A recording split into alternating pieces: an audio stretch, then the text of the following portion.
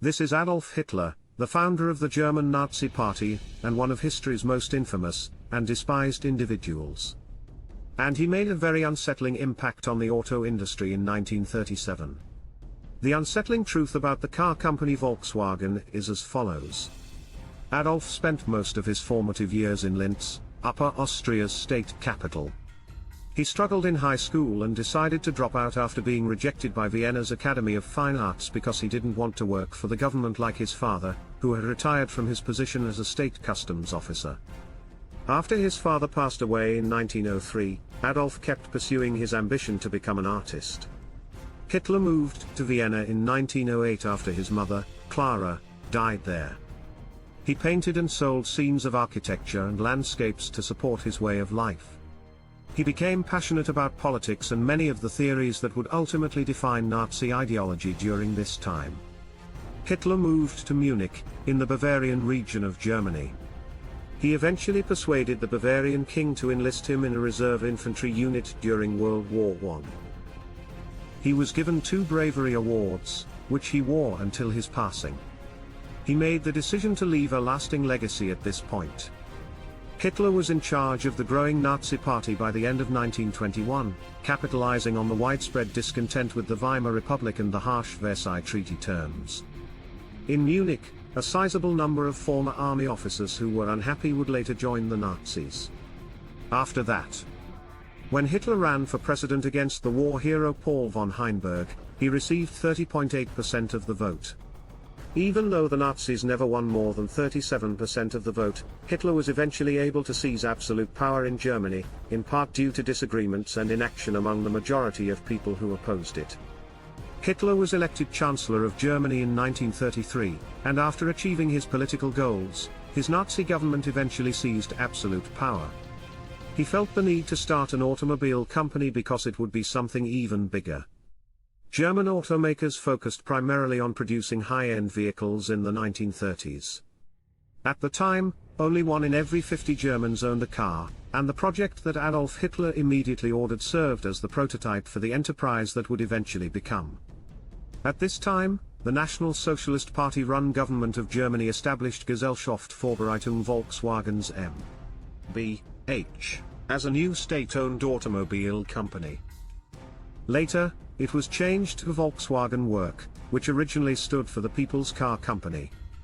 The Nazi-affiliated German Labour Front originally owned Volkswagen, and the business was based in Wolfsburg, Germany. He also had the lofty goal of creating a network of controlled access motorways and autobahns across all of Germany. But as you may already be aware, Volkswagen has always been the subject of debate, from its inception to its current position as a global automotive juggernaut. In fact, Hitler would have likely destroyed the entire project if he had known how it would turn out. Hitler hired Ferdinand Porsche, a German and Austrian automotive expert, to design the People's Car Company from the very beginning. The commotion claimed that the car had been created with the general public in mind while at a Nazi rally. It aims to make them happy while also satisfying their need for mobility. Hitler wanted people to be able to buy cars by making regular monthly contributions to a savings stamp program. The vehicle needed to meet a number of fundamental requirements, including a speed of 100 km per hour and being able to transport 2 adults and 3 children. The intended price was 990 Reichsmark, or roughly $500 to $600 in today's money, or about the same as a small motorcycle.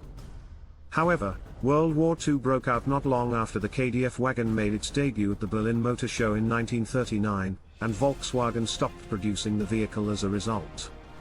These cars were only produced in small numbers before Germany declared war in 1939. Then Porsche started creating military vehicles to aid Nazi industrialization. At this time, the Waffen-SS and the war primarily used the Volkswagen Kübelwagen, a light military vehicle. Compared to other parts of the world, Volkswagen sales in the United States began more slowly.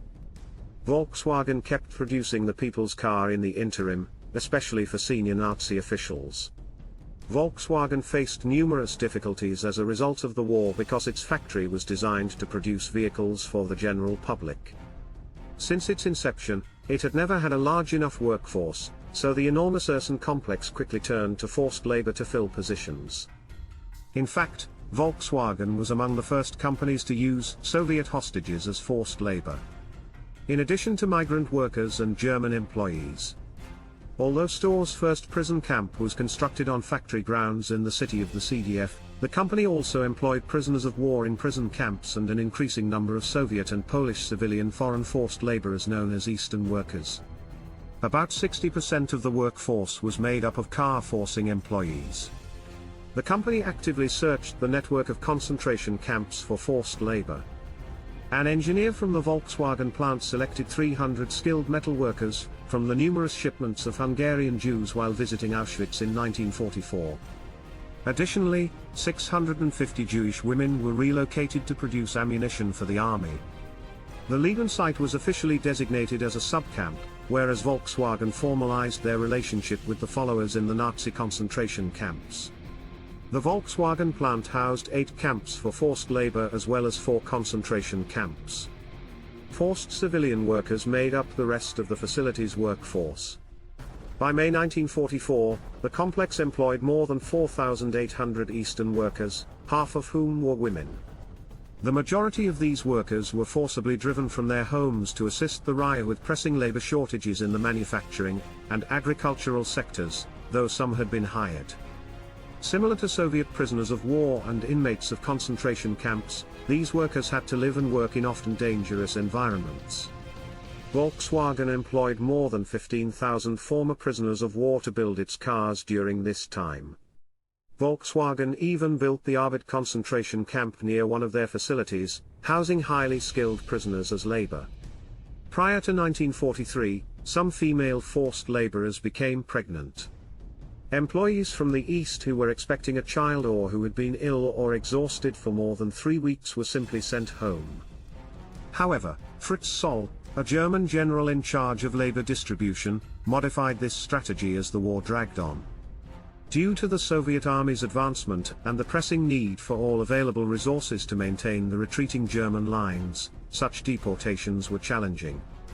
German administrators began opening the first nurseries for the children of foreign workers around this time. These buildings reportedly provided a place for Eastern women to give birth as well as a place for them to receive postpartum care. But the notion of daycare centers in Germany was a total fabrication. These companies only exist to help expectant workers return to work as soon as possible, unburdened by their young children. Labor leaders were not concerned about the children's fate. The death rates at the majority of these facilities were astronomically high. Over time, infants perished as a result of malnutrition, abuse, and a lack of medical care. In February 1943, Volkswagen executives began construction on a facility there, initially in the barracks of their so-called Eastern camp.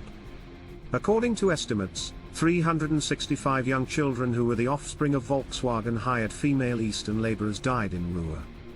Officials following their execution for criminal negligence in the famed Ruhr baby case. As the Allies drew nearer, some captives were evacuated as the Germans left the Fowlersleben complex, but the remaining captives eventually managed to escape the Volkswagen compound to rob the nearby town and kill the harsh manufacturing crew. The Volkswagen factory was then taken over by Major Ivan Hurst, a British Army commander and engineer, after the war. A total of 7,700 workers of the Volkswagen plant who had been forced to assemble military vehicles and Hubble wagons were released. In fact, air raids severely damaged the factory, putting an end to the production of 66,285 Gabelwagen cars throughout the war. With this move, Volkswagen's troubled past came to an end, and the amazing story of its rise to become a significant manufacturer of cutting-edge cars for the general public began. About 50 completed Kubel wagons were on their way to the German army. At the bombed-out plant, the Allied troops found. Later, the Volkswagen Type 1 Beetle was produced by the British using an assembly line. Then, in order to aid the Allied effort in German society, the people's car designs were resumed. In the years that followed, Volkswagen outsold all other auto imports in terms of sales inside the nation. The Model T, also known as the invention that put the world on wheels, revolutionized the auto industry and the fabric of American society by making dependable, affordable transportation accessible to the average person. The renowned Model T's record of 15 million automobiles produced globally between 1908 and 1909 was broken by the Volkswagen Beetle 12 years later. Official denationalization of Volkswagen occurred in 1927, when the German government sold 60% of the company's equity to the general public in 1960. Ultimately, whether you love or despise the Volkswagen Corporation, they are still in the auto manufacturing business. Hitler's scheme also did not encourage the Germans to flee from artificial poverty, but it contributed to the funding of the Nazi war machine. Which of the following facts was your favorite in this video? Let us know in the comments. Also, don't forget to turn on the notification bell and subscribe for more.